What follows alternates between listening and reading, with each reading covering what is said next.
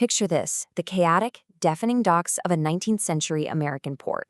You've got heavy fog, shouting merchants, and just absolutely ruthless competition.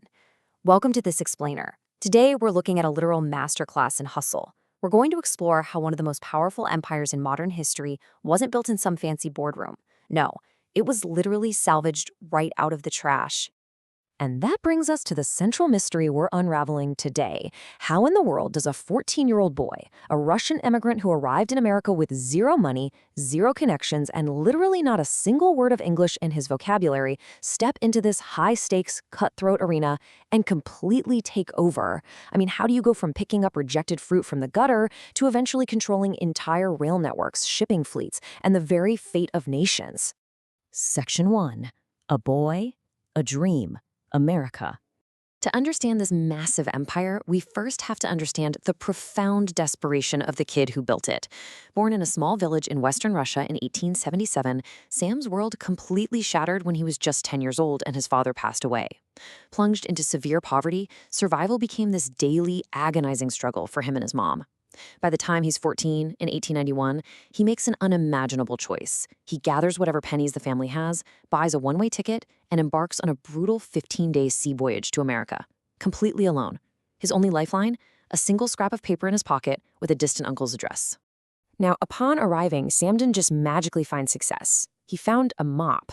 He survived by taking literally every odd job he could get his hands on, sweeping floors, doing door-to-door deliveries, working as a warehouse helper. But here's the thing. Sam wasn't just working, he was watching. He was the ultimate observer. He listened to every single conversation, studied the suppliers, and absorbed exactly how small businesses operated and what customers actually needed. Every sweeping job was a masterclass in commerce. The big takeaway for us here? Every menial task is an opportunity to learn a business from the ground up. Section 2. The $50 gamble. All of that quiet observation, it was leading up to one massive realization. It's 1893, Sam is now 16, and he takes a train 230 kilometers to the bustling Alabama docks. This was a massive port where the wealth of Central America was being unloaded. The dock was completely dominated by the monolithic United Fruit Company. Sam watched, totally mesmerized, as they sorted their bananas. The pristine green ones, loaded onto trains and shipped across the country for top dollar. The yellow ones, sold locally at a discount. But then, there was the third pile. Bananas with just a few brown freckles. Perfectly fine to eat, but too ripe to survive a long, slow transport. For United Fruit, this 15% of their cargo was outright trash. They literally dumped it. But for Sam, it was an absolute goldmine. He had spent years doing all those odd jobs, saving every single penny he could, and he had amassed exactly $50. To put that into perspective, today that's equivalent to over $5,300. It was his entire life savings. And in a move of staggering confidence, this 16-year-old kid walks right up to the massive United Fruit Company and offers to buy their trash. They think he's crazy, for sure, but they happily take his money. He bets everything he has on the fruit nobody else wants. Section 3. The ticking clock. But having the fruit was only step one. Now begins this visceral, high-stakes race against time. Sam loads his newly acquired, rapidly ripening bananas onto a freight train heading inland. He had calculated everything except the American railway system. The train was agonizingly slow. It stopped for shift changes, it stopped for track clearances, sometimes sitting idle for hours. And with every passing minute in that sweltering heat, Sam could literally watch his life savings turning black. The fruit was rotting right in front of his eyes. If he waited to reach his final destination, he was going to be completely ruined. Faced with total destruction, he doesn't freeze. Instead, he builds a decentralized sales network on the fly. He leaps off the stalled train and sprints to the nearest Western Union telegraph office. He wires every grocery store, street vendor, and merchant at the upcoming stations down the line. His message is incredibly simple. A train full of incredibly cheap bananas is rolling your way. Meet me at the platform and I'll give you a cut of whatever you help me sell.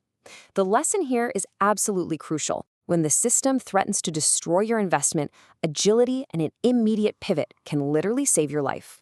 And the plan works flawlessly. Crowds of eager buyers meet him at every single stop. By the time the train reaches the end of the line, the entire stock is gone. He walks away with $190 in his pocket, netting a pure $50 profit. But more importantly, he proved his model. He found a massive gap in the market that the corporate giants were totally ignoring. Section 4. Waking the Sleeping Giant. So Sam doesn't just stop there. He repeats this process, scaling up with terrifying speed. By 1903, his sales are hitting the millions. But when you make millions in someone else's playground, you inevitably summon the final boss. United Fruit wakes up to the fact that Sam has flooded the market with cheap fruit, threatening their premium monopoly. And their retaliation is merciless. Because they control the docks, they start intentionally delaying Sam's shipments. They randomly slash his supply in half. They even start dumping their own fruit into the market at a massive loss, purely to destroy Sam's profit margins and starve him out. So what do you do when the system is rigged against you? Well, you build your own. Sam realizes he can't rely on United Fruit's leftovers anymore.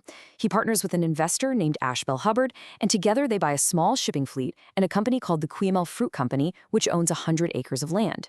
And shockingly, United Fruit actually invests in a 10% stake of this new venture, thinking they can keep their new rival on a short leash. Section 5. Into the Central American jungle. But Sam has absolutely no intention of being kept on a leash. To truly control his destiny, he takes his most physically demanding step yet. He leaves the comfort of the American ports and heads straight into the unforgiving depths of the Central American jungle.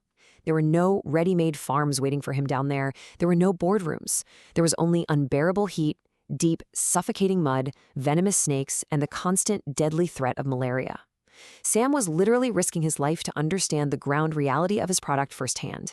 Think about the contrast here.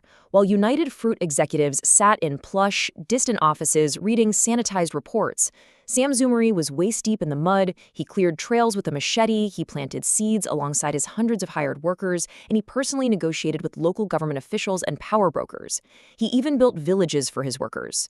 He earned their deep, unshakable respect because he bled exactly where they bled. Section 6. The Point of No Return. Through sheer grit, his bananas are soon selling at the exact same premium prices as United Fruit's. But to actually win the war, he needs to expand massively. He finds the perfect land deal to secure his empire, but the odds are completely stacked against him. He's drowning in debt. The banks flat out refuse to give him another dime because the banana business is incredibly vulnerable to floods and pests. To make matters even worse, his partner, Ashbel Hubbard, is entirely conservative and actively blocks the expansion, demanding they settle their debts first. To buy out his conservative partner and seize total control, Sam does the unthinkable. He turns to the absolute darkest corners of finance. He secures the massive funds he needs from the underworld, agreeing to an astronomical, suffocating 50% interest rate. It's a literal deal with the devil that could cost him his life if he fails. But Sam successfully ousts his partner. The new power dynamic was staggering. Sam Zumari now holds a 90% iron grip on the Cuyamel Fruit Company, with his bitter rival, United Fruit, holding the remaining 10%. He's consolidated absolute power, but at an incredibly terrifying cost. He staked everything to either build an empire or get buried under his own ambition. He had put everything he had and everything he didn't have on this one massive play. He was either going to build an untouchable empire, or he was going to be financially and physically buried under the crushing weight of that ambition. By taking that underworld money and claiming his throne in the jungle, Sam crossed a threshold. The game was fundamentally evolving. He was no longer just a kid selling spotted bananas from a train. He was a tycoon, deeply entangled with corrupt politicians, local dictators, and shadowy financiers. Which brings us to a terrifying question, and where our explainer pauses today. Now that Sam commands the jungle, the supply lines, and the underworld debt, what happens when the local governments start getting in his way? What happens when a man who started by sweeping floors decides that to protect his fruit, he needs to orchestrate a coup and overthrow an entire nation? That's a story of absolute power that you won't want to miss in the next part. Thanks for joining me for this explainer, and keep questioning the world around you.